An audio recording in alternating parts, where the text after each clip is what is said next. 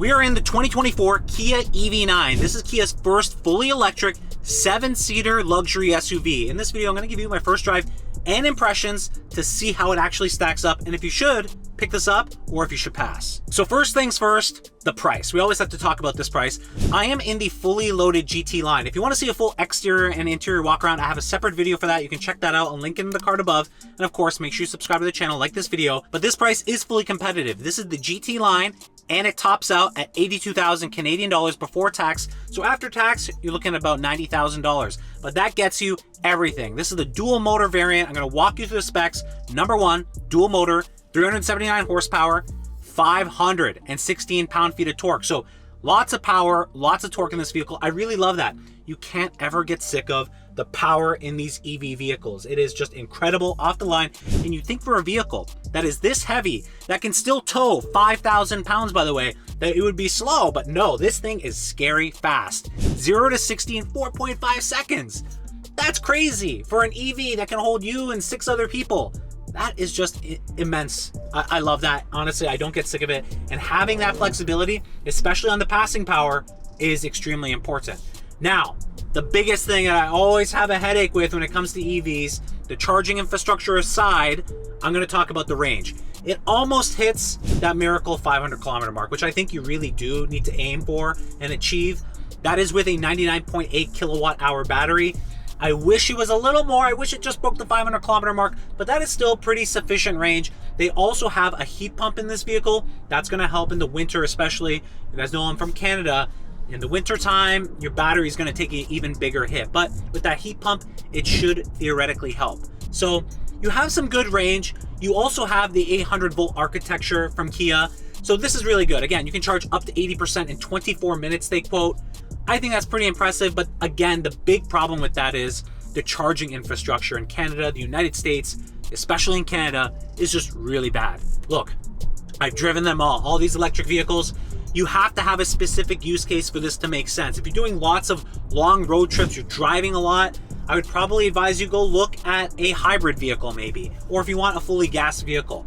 If you can make it work with those things, then I think an EV is a great choice. Just keep that in mind because I still think you're going to suffer from that battery degradation over time in the lifetime of the vehicle, but also in the winter, the performance is going to be hard. And again, I haven't actually been to a 350 kilowatt hour charger that has ever charged any vehicle that I've used to the full 350 kilowatt hours. Now, make sure you follow me on TikTok, Instagram. I'm going to go take this and test. I'm going to do live tests. I'm going to search for those chargers to see if I can charge it to that rate like Kia claims. I think it's going to be a challenge, but follow me, find out. We'll go ahead and see. But overall, the performance, I think it's there for the most part. The exterior styling, I will leave that up to you. What do you guys think about the exterior styling? Quite frankly, I wasn't necessarily in love with it when I first saw it, but it has grown on me. It has grown on me. I like it. It's pretty aggressive, futuristic. What I also like about this vehicle, it also carries that forward to the inside. It's got a lot of technology features. I really like that. But I think just to keep it on the exterior for now, I think it is a nice exterior. I have it in this green color.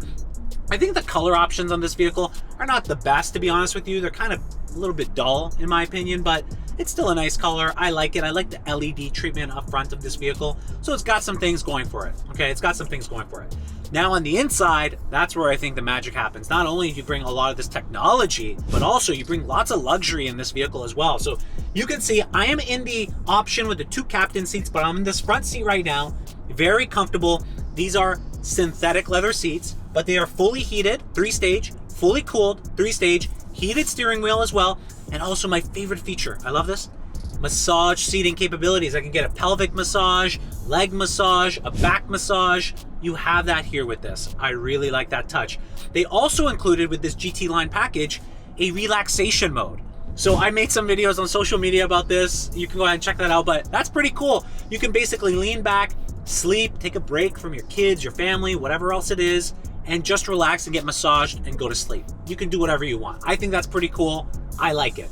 Now, obviously, the big thing that comes up when you go into this interior are these 2 massive 12.3-inch screens with a 5-inch screen specific for the HVAC controls. And I also like, not all the HVAC controls are on the screen. They also have the tactile buttons. That is good. The temperature, the fan, the mode, all of that is there, tactile. I like that. The volume button, again, I mentioned this, it's a little weird to me. I'm having trouble going up and down and then pressing the actual power on and off for the audio. I'm struggling with that a little bit, to be honest with you. I wish they did something better there. Then you have these haptic buttons here just under the screen. I don't like the position of them.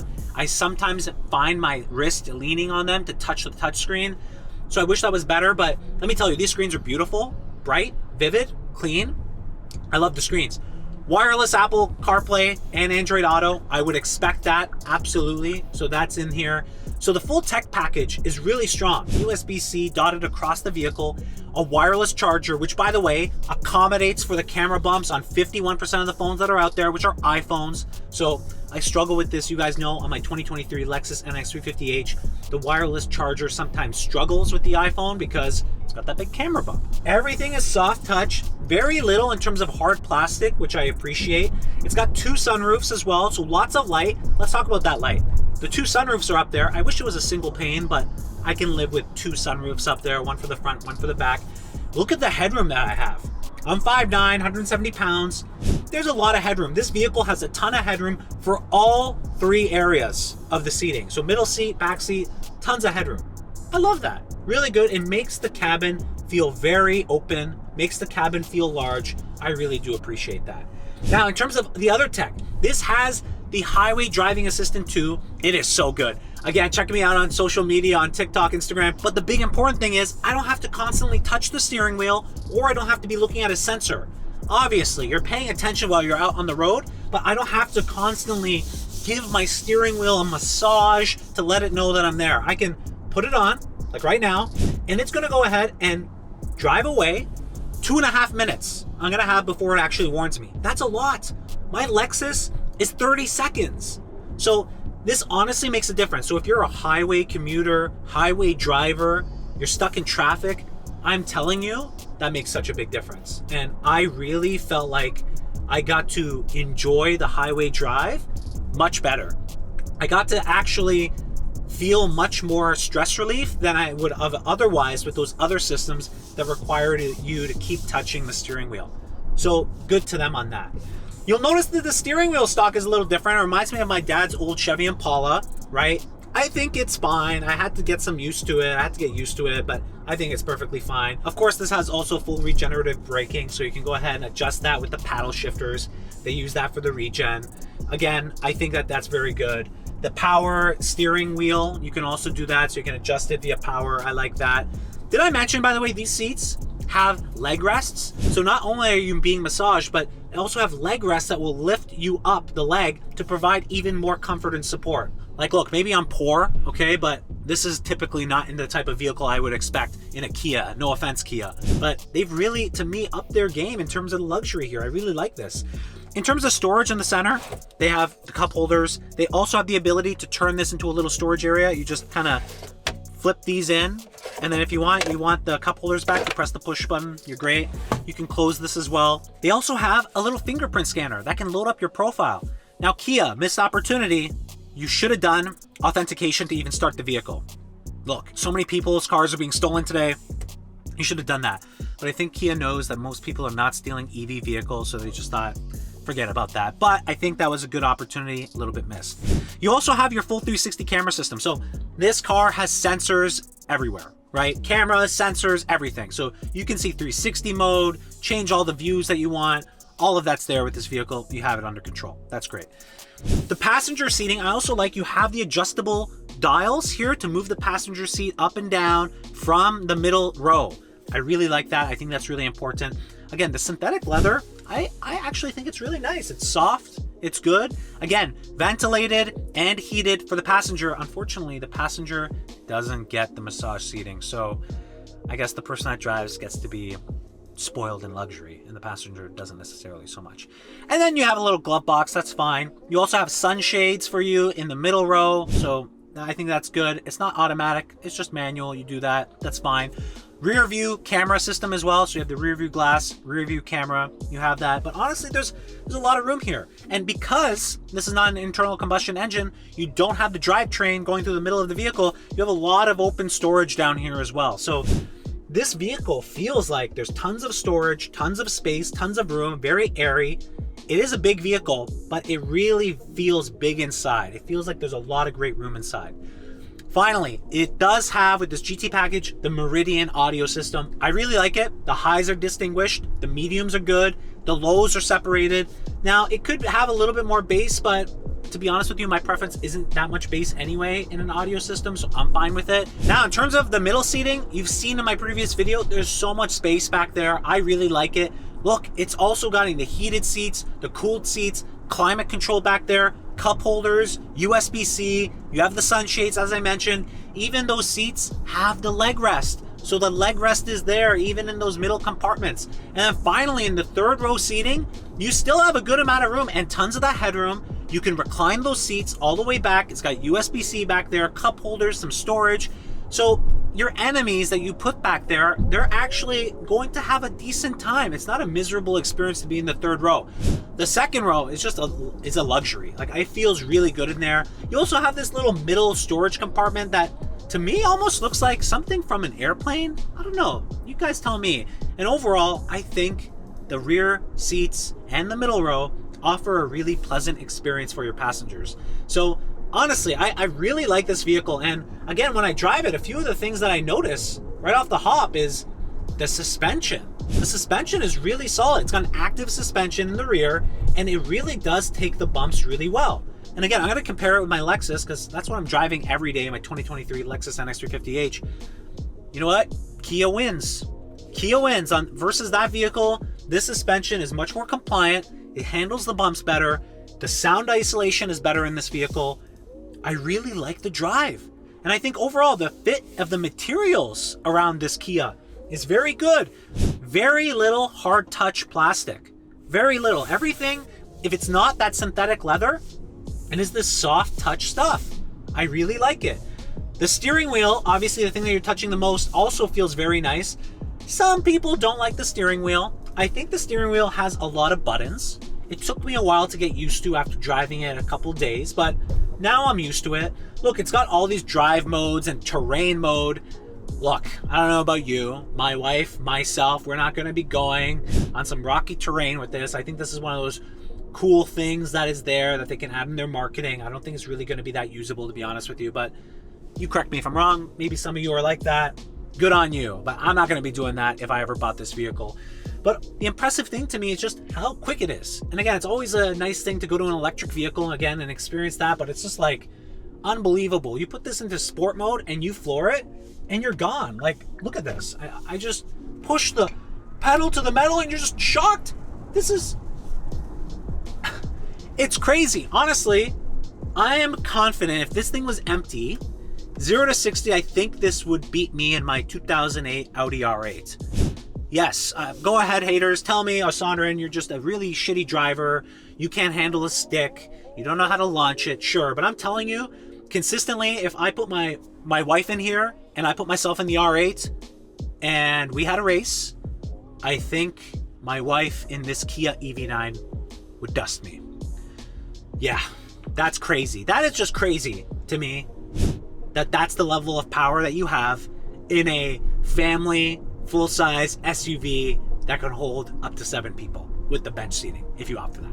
So overall, with the drive, again, with the power, the range thing, again, if you're good with that in the use case, you have a level 2 charger at home, you're probably going to be good depending on your use case and your scenario of your life, then you're all good. Heads-up display, of course.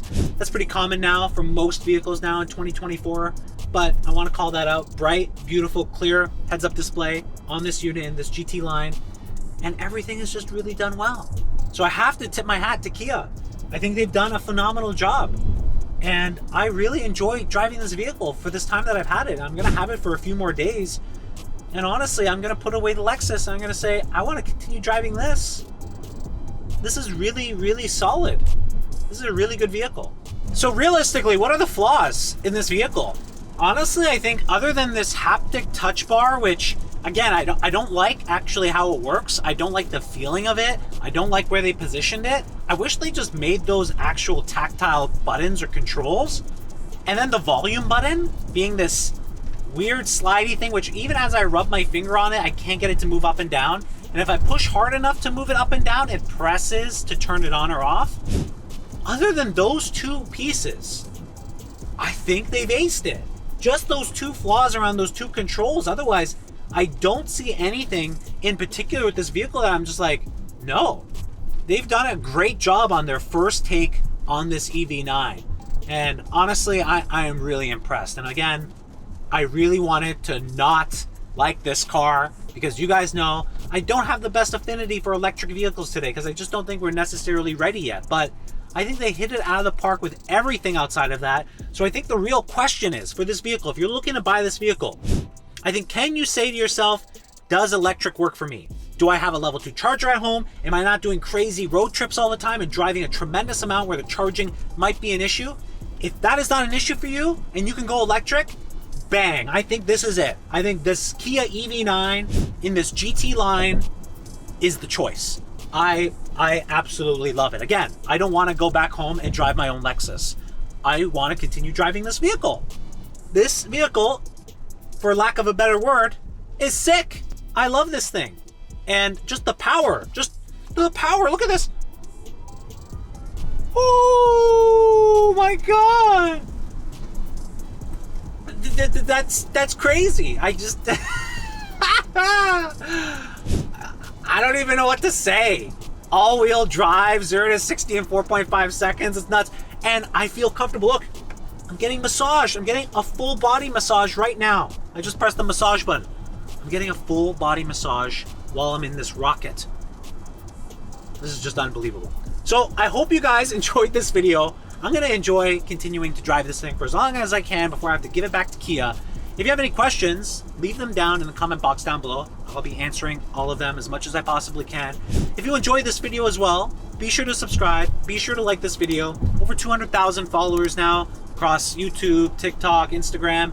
If you want to see some behind the scenes stuff, be sure to follow me on Instagram and TikTok. I do post a lot on YouTube Shorts as well. You can check that out. I really appreciate the support. Thank you so much. It's crazy to hit 200,000 followers across everybody. So just thank you so much, and hats off again to Kia. If you're looking to get this vehicle for you and your family, I'm telling you, you're going to be happy. And actually what's most important, I already confirmed this with my wife.